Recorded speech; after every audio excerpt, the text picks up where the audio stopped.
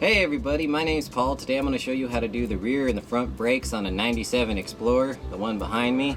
It's basically the same procedure on F-150s, Rangers, and anything manufactured after 97, and most light trucks also follow the same procedure even if they're not a Ford. I got to voice over these first bits. My hoarder neighbors decided to clean out their front yard and make a whole bunch of noise in this video, so there's a couple scenes that kind of come through that way. Now what you want to do is you want to jack up the rear axle, remove the wheel, and then you want to do what I'm showing here. You want to remove the two 12-meter bolts on the caliper. Push back the caliper just a little bit, and then it should slide right off. The brake pad's still in it. Don't hang the caliper by the hose, but stick it on top of the axle. Beat the parking brake drum off. You're gonna have to whack it really hard. Inspect the secondary parking brake shoe. Those normally pretty much last a lifetime unless something's gone wrong. Also, check the C-clips on the axles. I've pulled these apart and had them actually be loose and the whole axle shaft come off. Compare the new rotor to the old one, or take the old one to get machined, but because it cost about 30 bucks to have someone else turn the rotors and their replacement's about 10 bucks, I always just put a new one on. The new rotor just pushes in place. The old pads can just be forced out by hand or with a screwdriver. You want to make sure to match the new pads up with the old ones.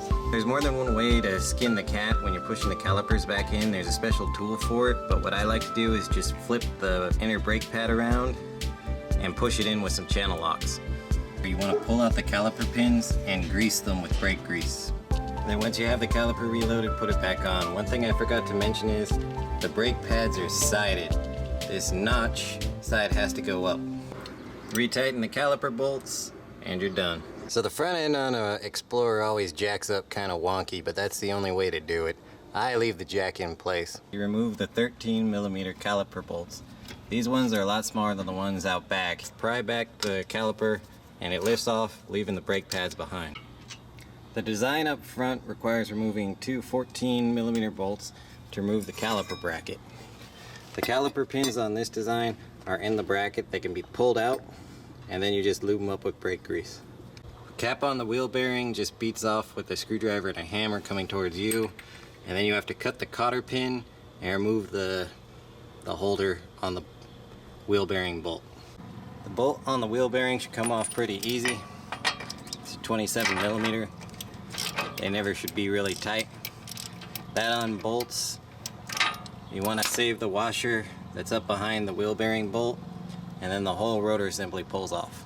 So you want to wipe down the spindle and make sure there's no scoring or burn marks. If there's anything on here like a deep gouge or anything, you have to replace the whole spindle arm.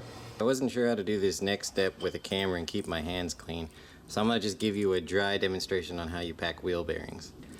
Wheel bearings need to be filled with grease. So what you do is you dip the bearing in grease and then you rub it in your palm, pressing it up into all the crevices, and you kind of smush it with both hands all the way around. Now once the bearing's packed with grease, you want to fill in this hole with as much grease as you can push down into it. Then the rear wheel bearing, which comes with a case, discard the outer race, put the wheel bearing down, and then the wheel seal presses down and you just hammer it flat in. I just had no clue how to do this and keep the camera clean. You want to put the rotor back on the spindle. Now that the rotor's back on, you want to pack the front wheel bearing, insert it, cover it with the washer, and then hand screw on this bolt. I'll show you how to tighten the wheels when I'm done. I'm not going to show this part because again it's filthy. Seat the bearing. Now the way the bearing's seated is you're going to tighten it. You feel it start to go. Give it a few turns. Tighten it some more. And you're going to keep doing that till eventually the bearing bottoms out and you can't move it anymore. What you're doing in this first step is you're just seating everything. So you'll need to get a big wrench and just push it down till eventually you get no movement. Once you've seated the bearing and the rotor won't move anymore unless you really fight it, you want to loosen off the bolt and then set it to the proper torque. Now the proper torque is normally when you feel just a little bit of resistance with it turning. You can use a torque wrench to do it, but most guys that have been doing a lot of brake jobs eventually just get a feel for it. So if you have a friend that does a lot of brake jobs, ask him to show you, and once you feel what it's supposed to feel like, it's really easy. Once you got the wheel bearings how you like, put the holder back on and lock it with a new cotter pin. So now you just reload the caliper, putting the warning side on the inside. They just snap in. There's nothing fancy.